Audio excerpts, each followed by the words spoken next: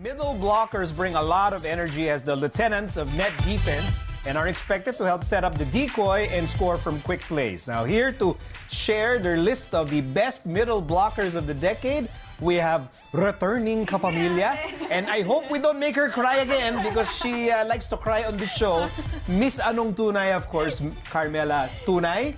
And UAP champion and 11-year UAP record holder for most kill blocks in a single game, the LaSalle legend herself, Celine Hernandez-Lao. Ladies, welcome to the store. Grabe yung build-up. Grabe, no? Grabe yung build-up, no? Iba talaga. Mahal na mahal kayo ng mga scriptwriter. Okay, best middle blockers of the decade. Mela, uunahin na kita. Ang tunay mong listahan ng best middle blockers of the last 10 years. So, Go. ano nga bang tunay para sa Yeah. top 5 best middle ko? First po for me is Aby Maraño. Siyempre, siya yung team captain ng national team natin. And I think nakikita natin siya na she serves as a team captain for almost all the teams she plays in. And I think it just goes to show the kind of athlete that she is. And nakikita naman natin yun, very passionate siya, very parang dedicated. Kasi I remember parang this decade, talagang simula, umpisa ng decade hanggang nagtapos, andito pa rin siya. She still has that name, Maraño, na talagang maingay sa lahat ng league na sinasalihan niya. And then next for me is si Jaja Santiago. For me, when we say middle blocker, talagang si Jaja yung top of the mind because right now she has the most, she has the highest potential, she has the most number of opportunities here and abroad. Naglalaro siya as import in Japan right now. So I think talagang isa siya sa top middle blockers, if not really the top for the Philippine volleyball. Siya talaga nag-represent ng middle blockers dahil she even got recognized abroad. And at the same time, hindi lang yun yung kaya niyang gawin. Parang very versatile siya. So talagang si Jaja, ayun nga, top middle blocker for me. And then, next is si Jeanette Panaga. Actually, si Pang, siya lang yung NCAA player among my list. Kasi hindi rin makakalimutan sa decade na to yung pag-lead niya sa CSB into their first ever NCAA championship. And she did not stop there.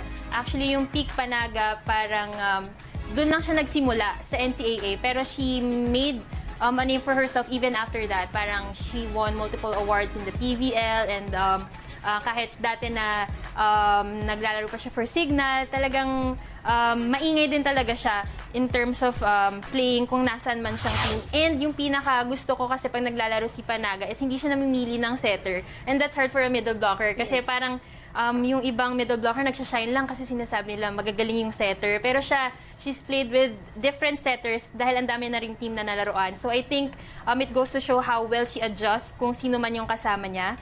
And then next is, syempre, si Maika Ortiz, my senior in UST. Kasi for me, when we say best middle blocker ng UST this decade, it's really Ate Maika Ortiz. And she started this decade strong, nag-best attacker siya. First year ko pa lang yun. Nag-best blocker, best attacker. And yung pinaka, kasi middle blocker, akala nila blocking lang. Pero kay Ate Maika, nakilala talaga natin siya sa mga attacks niya. For me, ang dami ko na nakitang running attacks, pero sa kanya yung pinakamalakas, ang ganda ng form. Kasi may mga running attacks na mabibilis, diba? Pero, syempre si Ate Selden, di ba? Pero siguro bias kasi senior si Ate Mike and siya talaga yung naabutan ko. So, ayun, parang naging trademark niya yung running attack and nagagamit niya rin yun sa international dahil nagkaroon din siya ng mga several stints with the national team. And then, last, syempre hindi pwede mawala sa list ko si Majoy Baron because I think no one has achieved what she's achieved recently, winning back-to-back Best Middle Blocker Award in an international league. So, sobrang nakakabilib si Joy kasi akala natin peak year niya na yung nag-MVP siya sa LaSalle, season MVP. Pero after that, parang same nung kay Panaga, dun din siya mas nagpakilala pa sa mga leagues na pinaglalaroan niya. She won a couple of awards, pero more than that, she's turning into an all-around player dahil hindi lang sa blockings, yung serves niya din nakikita natin sobrang lethal and ang dami rin nagsasabi na parang kulang pa siya ng power pero I don't see it as something negative. Parang for me, positive siya kasi with the level that Joy is playing right now, na ang dami niya ng awards, tapos nakikitaan pa siya ng kulang, I think yung room for improvement na yun, mas magigain pa ni Majoy as she improves along the years. Okay, so from Majoy, one legendary middle blocker na Lasal to another. Yes! Segue to Celine. Celine, your top 5 all decade. Go. Oh my gosh, let me start off. I'm part of the past decade.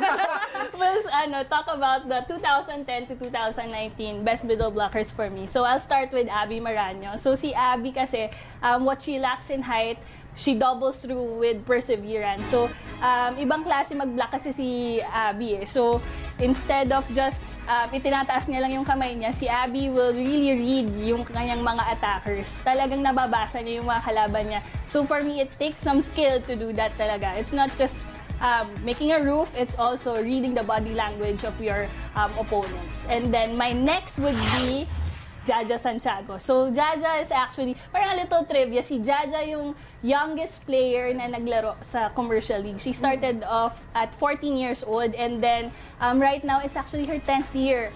10th year in the volleyball industry. So, nakita natin yung growth niya, yung kung gaano siya naging napakalakas na player. So, she has the height and nasabayan pa ng might. So, Jaja is really a player to watch out for kasi right now, she's also playing internationally. So, what she can offer to the Philippines is such a moment of excitement for the Philippines. And then, my next would be yung ka-teammate ko. So, it's Jacqueline Alarca. I played side by side with Jack and I really wished sana the fans of today, naabutan siya, napanood siya maglaro. Kasi kung meron akong complete player in mind, it's actually Jack Alarca. The athleticism that Jack has, from running spikes to blocking, she's best server pa nga during her time. So, she actually has it. As a player, as a volleyball player, when I think of someone who plays good volleyball, it's actually Jack. And then my second, parang top two ko is si Maddie Madayag. I'm actually looking forward to the coming years na gumaling pa si Maddie Madayag kasi right now, grabe yung mga niya, A-quick, B-quick attacks and her running. It's just so powerful and siyempre, she's my sa kanya napasa yung crown. Siya yung naka-break ng record ng most number of blocks. So I'm really excited na part siya ng next decade. And eto na, it's her time. So along with my top choice, which is Majoy Baron. So Majoy Baron kasi Majoy's growth throughout the years parang was at a slowly but surely she's bound for greatness pace. Parang nung simula, ano bang ginagawa ng batang to sa loob ng court? Kasi nung rookie siya talaga, parang very awkward, pati yung kamay niya parang shy pa siya. And then it blossomed na, talagang confident mag-block, pati internationally As in, ang kalaban niya, Bloomjit na, mga ganon. Thailand din kalaban niya. But then in the ASEAN Grand Prix, she was able to get the back-to-back na best middle blocker. Parang what an achievement for that girl. So, next year, and well, this year, ito na, tuloy-tuloy na si What an Majoy. achievement for these 5 names to have made your list. Celine, Chang Aby, Jack Alarca, Jaja Santiago, Maddie Madayag, and Majoy Baron. Guys, maraming salamat. I'm sure the fans enjoyed learning from the two of you, Mela and Celine. Thank you. Thank you for having us.